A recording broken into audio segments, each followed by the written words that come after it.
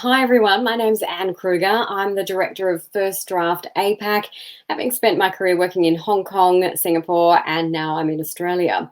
I'm very pleased that we're expanding into Asia Pacific after launching our first bureau in the region in Sydney last year.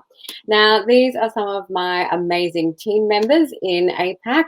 And it is Esther Chan's very first day today. So she's joining us and we're really pleased to have her join our team. And you may have seen me on webinars with Ali, who's in India, plus the work of our hardworking monitor, Jack Berkfeld, who's in Sydney, and he monitors a lot of the online mis and disinformation. And Stevie Zhang is a new joiner who's looking into Chinese language spaces for us.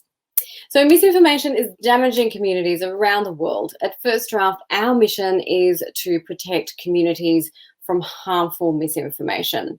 First Draft was agile in its response to support journalists early in the pandemic with our resource hub, and we swiftly delivered a complete online course focused on reporting on coronavirus. We translated this into many languages, including Hindi, and additionally, our essential guides have also been translated into Hindi, and they cover information disorder, monitoring and news gathering, verification, closed apps, and responsible reporting. Everything we do starts with collaboration. We bring together a global network of journalists in what we call our cross-check network. To investigate and verify emerging stories is no easy task, and it's too much for us to do just all on our own in newsrooms on our own. So we collaborate together. Now, I check in daily with my colleagues, including Ali in India, who I introduced before, and we monitor social media and closed messaging apps. We share this and give responsible reporting tips in our cross-check network with all of our partners who join us, and we look at local online narratives for them, and we also consider what lessons or themes that there might be for our teams globally. So an interesting case study played out in May, illustrating the role of influencers in powering coronavirus-related disinformation around the world. Now, claims spread over a weekend in May about the Nobel Prize winner Tasuku Honjo. The claims falsely quoted the immunologist as saying the virus was man-made. This was seen across India and Australia on WhatsApp, Facebook, and Twitter in both English and Hindi.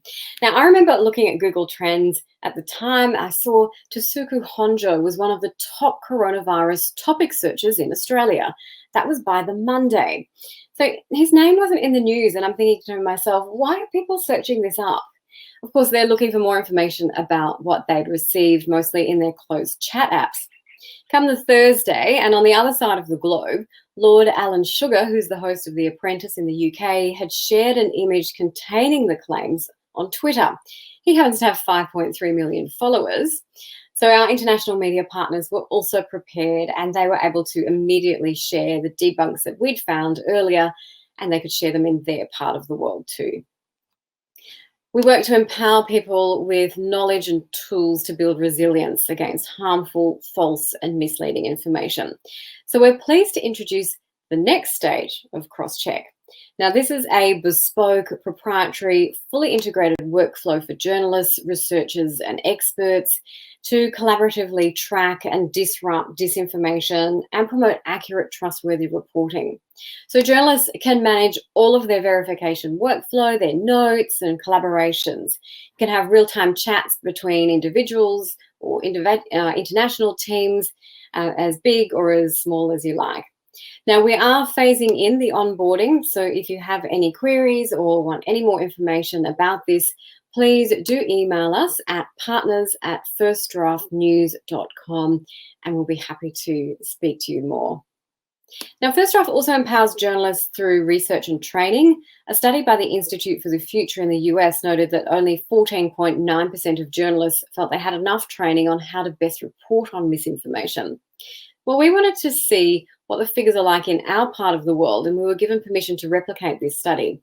We began in Australia, and we're in the process of rolling out the survey across New Zealand and the Pacific. The results in Australia, only 14.1% of journalists feel they have adequate training or support to report on mis and disinformation.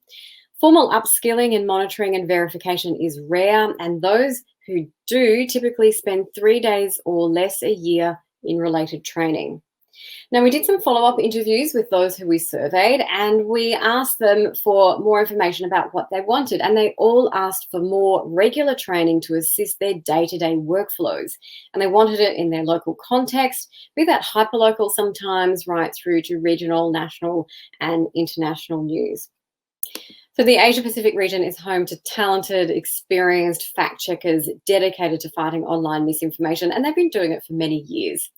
First Draft's excited to announce a bespoke Train the Trainer program to empower journalists with knowledge and resources that they can pass on to their colleagues and their newsrooms.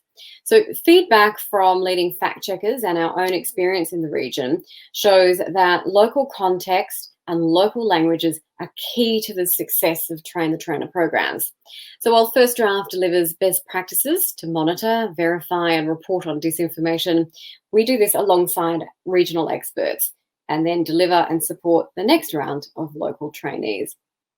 Now, if your newsroom or fact-checking unit's interested, please do feel free to reach out to us via our email, or you can contact me via my email there.